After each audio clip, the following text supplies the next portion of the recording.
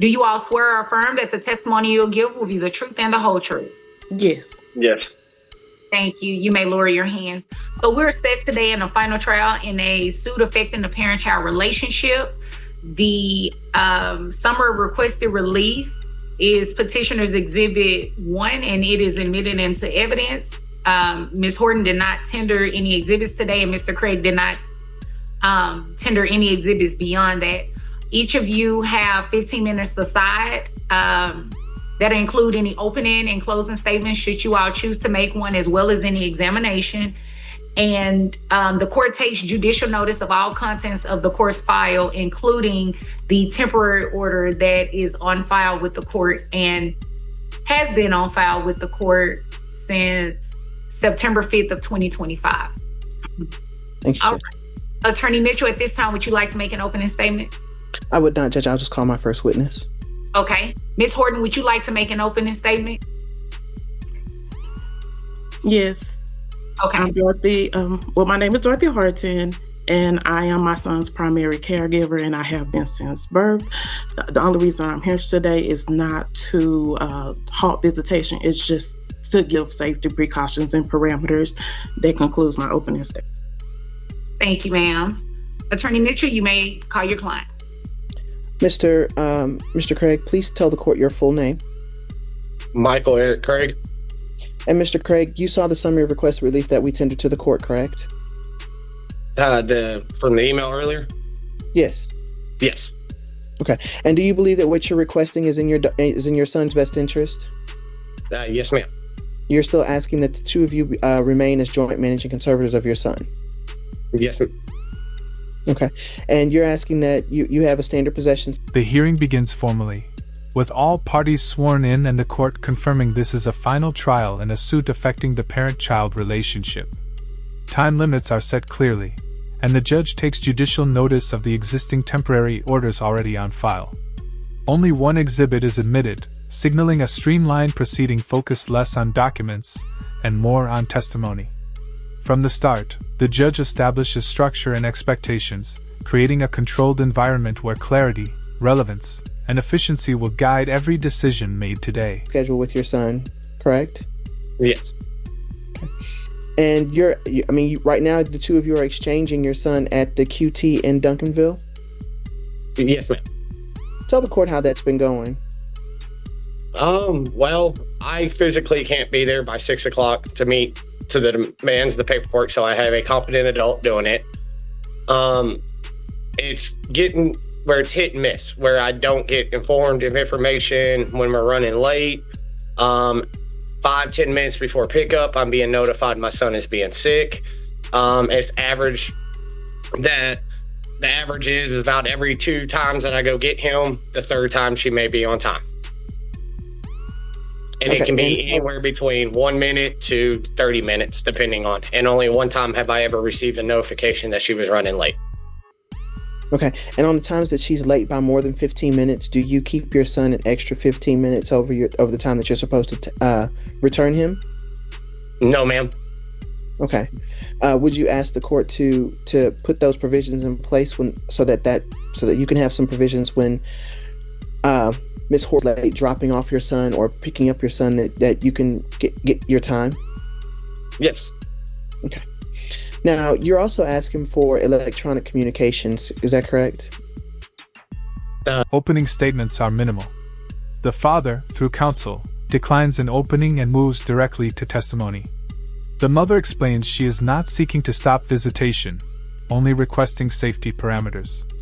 That framing becomes important as the case unfolds. When the father testifies, his requests are straightforward: joint managing conservatorship, standard possession, consistent exchanges, and structured communication. He describes recurring delays during pickups and missed notifications, emphasizing predictability rather than conflict. His testimony consistently returns to one theme: he believes these requests serve his son's best interests. As far as so that you have telephone communications with your son on Tuesdays and Thursdays of each week from 7:30 to 7:45. Yes, I would like that if I can. Okay. And right now you're unable to exercise your Thursday periods of possession due to the distance that you all live from each other, correct? Yeah, I apologize. You'll have to excuse me 1 second.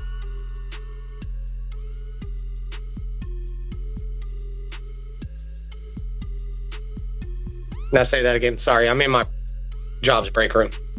Right. So, Mr. Craig, you're asking for these electronic visits, this telephone communications on Tuesdays and Thursdays of each week in lieu of your Thursday possession period because you're unable to exercise your Thursday possession periods, correct?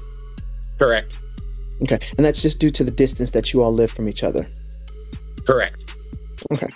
And right now, how do the two of you communicate with one another? Court ordered to use app close. Okay. And has Miss Horton been putting all of the child's information in app close? No. Do you have information with regard to your son's doctors and dentists? No. I don't even. The testimony shifts to logistics. Distance prevents Thursday possession, so the father requests scheduled electronic communication instead.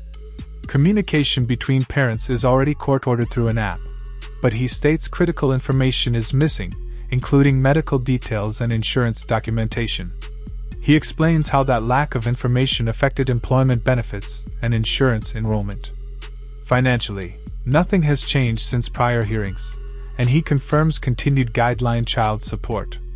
His requests remain narrow: access to information, consistent parenting time, and enforcement of already established responsibilities. Social security number, birth certificate. Even when the opportunity just recently with my new job came up that I could get insurance. Okay. Are you asking the court to order that Ms. Horton turn over that information to you on or before January 9th, 2026? Yes. Okay. And you're currently working at the same job that you were working at when we had our temporary orders hearing, correct? Yes, ma'am. Okay. And you're still making the same pay? Yes, ma'am. Okay. Are you asking the court to continue your child support at guideline child support, which you're currently paying? Yes, ma'am. Okay. And right now, Ms. Horton has health insurance for your son, correct? I'm going to say yes. That's what she said in the court. Okay. Are you asking that you have the opportunity to add your son to your health insurance? I declined the insurance because I didn't know and it was too pricey at the time. Okay. And so if Ms. Horton continues to carry your son on her health insurance, are you asking the court for you to reimburse her for the cost of the amount that she has to pay for him for his medical and dental insurance? Yes. Okay. And you believe Cross-examination introduces friction. Questions about competent adults, flexibility, and support payments arise, but objections quickly narrow the scope. The judge steps in repeatedly, clarifying what the law already allows and what issues are relevant today. When the mother admits she has not provided the insurance card despite a prior order, the record becomes clear. The court keeps the focus on enforceable obligations rather than emotional grievances. This portion highlights the judge's role in balancing testimony while preventing the hearing from drifting into unresolved past disputes. it's in your son's best interest? Yes. Now, when we had our temporary orders hearing, Judge Lee ordered that you were to have some holidays, and you were to celebrate your son's birthday, correct? This year. Yeah. Okay. Are you asking the court when is your son's birthday? The 23rd Of what month? of February. Okay. Are you asking the court to order that you have possession of your son on February 23rd for his birthday, since you have not had the opportunity to celebrate his birthday with him? Yes. Do you believe that's in your son's best interest? Yes. Okay. Now, all of the makeup time that Judge Lee awarded, you've already been given all of that makeup time back, correct? Correct. Okay. And moving forward, you're just asking for the temporary orders for you all to continue with the standard possession schedule. Yes. Okay. And but the only exception is for February 2026 for his birthday, that you have possession of him on that day. Yes. Okay. I'll pass this witness. All right. Ms. Horton, this is now your opportunity to ask questions of Mr. Craig. So, as our son matures, how many days do you think you will be able to drop your son off or pick him up from school? When the mother testifies, she acknowledges co-parenting difficulties and admits restricting visitation at times. As she attempts to expand into past conduct and allegations, objections are sustained, and the judge redirects her repeatedly. The court explains that requests must stay within existing pleadings. Instead of punishment or blame, the judge reframes the discussion into a checklist of requested relief. One by one, the mother agrees to most terms, including joint managing conservatorship, school decisions, child support, communication apps, and electronic visitation accommodations. When it comes to that, Yes. if I don't have a competent adult, then I will figure it out to make sure. Has your partner been doing every drop off since September 5th? Every Objection pickup? relevance. Objection relevance. Okay, ma'am, what's the relevance? I would have to say it's part of my testimony later as far as the temporary orders, competent adult being put in the orders when I didn't agree to that and I didn't have a copy of the temporary orders prior to that hearing. Okay, so I think I can make this easier for you. Okay. By law, as required by the Texas Family Code, a parent can designate a competent adult to do exchanges for them of the child. So you both are allowed to do that, as well as birthdays, because they already mentioned something about birthdays. So built into the law, it automatically has requirements for possession and access during the holidays and a child's birthday. So both of those things he is entitled to according to the law. Okay. Okay, so you Disagreement centers on possession schedules and exchange locations. The mother objects to standard possession and seeks reduced visitation, but those requests fall outside her pleadings and are sustained.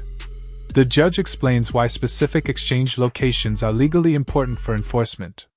Flexibility is discussed, but clarity remains the priority.